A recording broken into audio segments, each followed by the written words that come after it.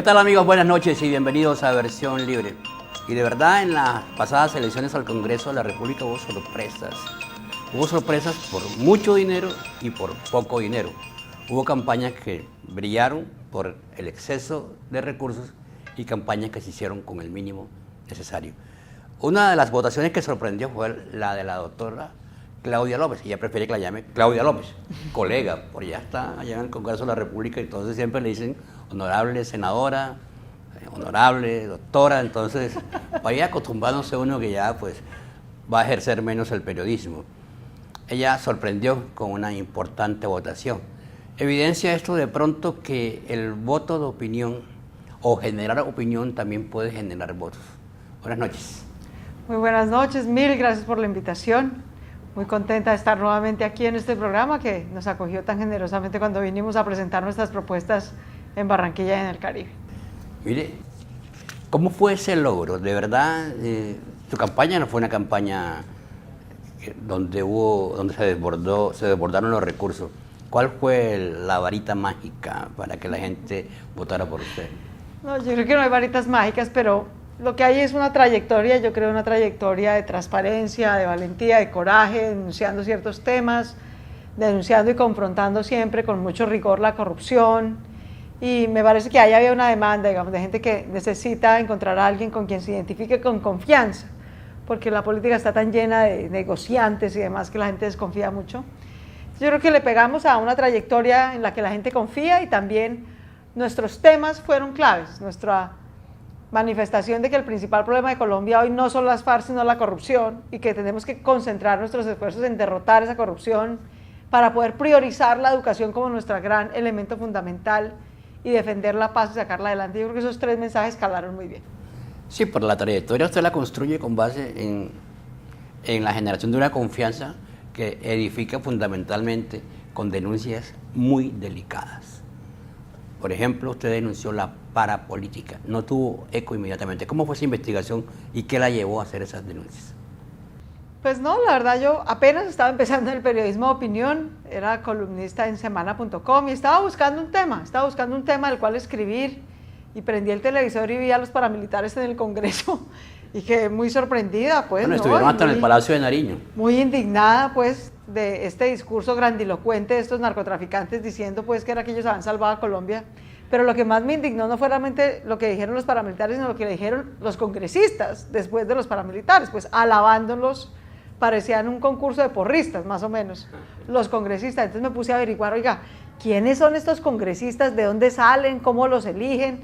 Y terminé descubriendo que habría un patrón. ¿Usted identificó a alguno de ellos ahí? Claro, pues es que ellos se rebelaron, digamos. 25 congresistas hablaron en esa sesión, José. 25, de los cuales solamente 3 se opusieron a la ida de los paramilitares. Gustavo Petro, Gina Parodi y Rafael Pardo, entonces senadores. Los otros 22 parecían pues un grupo de porristas. Entonces yo lo que hice fue decir, bueno, estos 22 que hablan tan a favor de estos paramilitares y narcotraficantes, ¿quiénes son?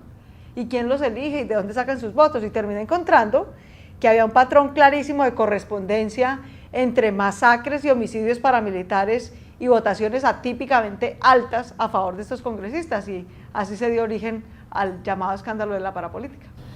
Bueno, y usted da el primer paso, y ¿a quiénes mete inicialmente? ¿Con quiénes empieza? Pues empecé con 23 nombres y terminé con 48 más o menos. De esos 48, 42 terminaron siendo condenados por la Fiscalía o por la Corte Suprema de Justicia, casi la mitad con su propia confesión.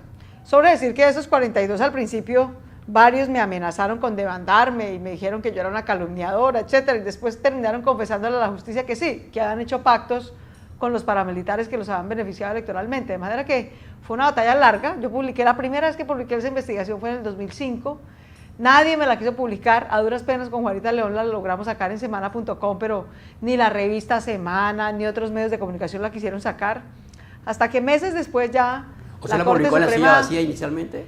No existía todavía La Silla Vacía en esa época, estamos hablando del 2005, La Silla Vacía es un proyecto más reciente, como el 2009 más o menos arrancó La Silla. Pero con Juanita León, hoy directora de La Silla Vacía, nos hicimos muy amigas desde entonces. Ella la sacó en semana.com y como al año, casi al año, diferentes medios de comunicación nacionales lo empezaron a sacar ya porque la Corte Suprema de Justicia abrió formalmente las investigaciones y citó mi investigación como parte de los indicios que la llevaban a iniciar esas investigaciones judiciales. De manera que La fue un Corte proceso largo, pero se logró. ¿La Corte Suprema de Justicia lo hizo de oficio porque leyó su reportaje? No, lo hizo porque varias personas pusieron demandas ante la Corte Suprema de Justicia exigiendo que se investigaran esas votaciones atípicas. Por ejemplo, en su momento, Clara López, hoy candidata presidencial, ella había sido candidata al Senado y perdió. Y el argumento de Clara López es, oiga, yo perdí por estos parapolíticos, yo perdí porque aquí no se podía competir, porque había una gente que estaba aliada con los paras, y le pide a la Corte Suprema de Justicia que inicie una investigación formal al respecto. La Corte inicia esa investigación en junio del 2006, o sea, casi al año que yo publiqué la investigación, y más o menos en diciembre o enero del 2007 produce las primeras órdenes de captura de la parapolítica. ¿Cuántos en prisión inicialmente? Pues en ese momento fueron 3, me acuerdo, eran Álvaro García Romero, me acuerdo que era uno de los 3, tal vez Araujo del Cesar, era otro de los que estaba allí, no recuerdo si había otro del Magdalena también, que fueron como los 3 primeros llamados por la justicia, y bueno, y eso después llegó a investigar a cerca de 400 políticos, entre concejales, alcaldes, gobernadores, congresistas, y de los congresistas que yo denuncié, 42 terminaron siendo condenados. En la cárcel. Alto y todos uribistas, ¿no? La mayoría uribistas, es que desafortunadamente el gustico del presidente Uribe por los parapolíticos era demasiado alto, con ellos cogobernó, a ellos los legitimó y desafortunadamente pagó un costo muy alto por eso también. Yo le hago una pregunta, por lo menos estos congresistas que fueron elegidos en esa época, de pronto les tocaba aceptar los apoyos para elegirse. Pues en ese tiempo todos los alcaldes, todos los gobernadores le pedían permiso a ellos para postularse para cargos de elección democrática. Pues la verdad es que obviamente nadie está obligado a elegirse, ¿no? Si alguien, ¿qué otra hubiera sido la historia para los colombianos si en el año 2000 muchos de los congresistas salen con valor y denuncian que no pueden hacer campaña, que están siendo sometidos por delincuentes, sean de las FARC o sean los paras, que los están extorsionando? Si esos congresistas y esos políticos hubieran tenido el valor de denunciar a los paramilitares, de denunciar lo que estaba pasando, de denunciar la cooptación a la que estaban siendo sometidos, pues otra habría sido la historia del país. ¿Cuántas masacres hubieran podido prevenir?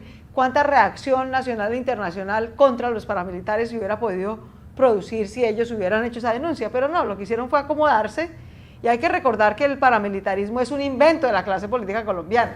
Desde luego que ¿no? sí. La clase política colombiana se inventó a los paramilitares a mediados de los 90, y en las elecciones de mediados de los 2000 terminó siendo víctima de los paramilitares que la extorsionaban, terminaron víctimas de su propio invento, pero en buena medida tenemos esta tragedia por cuenta de la displicencia, la arrogancia, la estupidez de la clase política colombiana, que en vez de fortalecer seguridad y justicia pública, pretendió que se podía tener seguridad y justicia privada y además subsidiada por el narcotráfico. Bueno, pasó y fue la horrible noche, es la horrible noche porque ahora cambiaron de nombre, ¿no? Sí. La Comisión Interamericana de Derechos Humanos determinó que los grupos llamados ahora BACRIM tienen entre 30.000 y 40.000 hombres y pueden en un momento determinado de un conflicto interno pueden ser determinantes en el desarrollo de este conflicto, pero no se combate con la misma energía como la que se combate en las FARC. No, siempre había habido un sesgo, desafortunadamente, del Estado colombiano, de la clase política, de las fuerzas militares, porque se opera con esa lógica de que el enemigo de mi enemigo es mi amigo, ¿no? Entonces, como los paramilitares eran enemigos de las FARC, entonces son amigos del Estado. Desafortunadamente, por eso también pagamos un precio muy alto, pero yo confío en que hoy, que estamos en un proceso de paz con las FARC, que ojalá llegue a buen término, aprendamos la lección. Y la lección es que no podemos hacer promesas incumplibles cuando estamos haciendo un proceso de paz. Parte de lo que terminó produciendo las BACRIM es que el presidente Uribe no le pudo cumplir la promesa de impunidad que le hizo a los paras, porque era incumplible, porque era impresentable. Entonces yo creo que es importante que aprendamos de la historia. No podemos hacernos promesas incumplibles, tenemos que hacer todo bajo el marco de la justicia transicional y tenemos que cumplirle a los ciudadanos de Colombia e incorporar a esos ciudadanos que son los que necesitan Estado y mercado en las regiones para reemplazar a las FARC. ¿Usted cree que sí va a haber paz? Yo espero que sí, porque es que, digamos, yo espero que haya paz con los colombianos y fin del conflicto armado con las FARC, porque son dos cosas muy distintas. Totalmente. Necesitamos poner fin al conflicto armado con las FARC, que nos dejen de dar bala, que dejen de reclutar niños, que dejen de poner minas antipersona, para que eso posibilite la paz con los colombianos.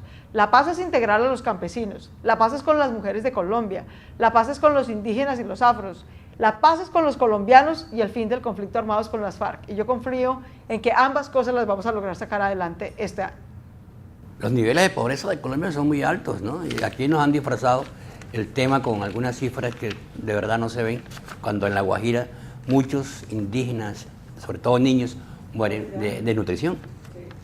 Es que precisamente, mira, aquí hay dos grandes tapones para que podamos modernizar Colombia, para que podamos sacar a Colombia de la pobreza, para que podamos construir igualdad. Necesitamos desmovilizar a los armados ilegales y debilitar a la clase política corrupta.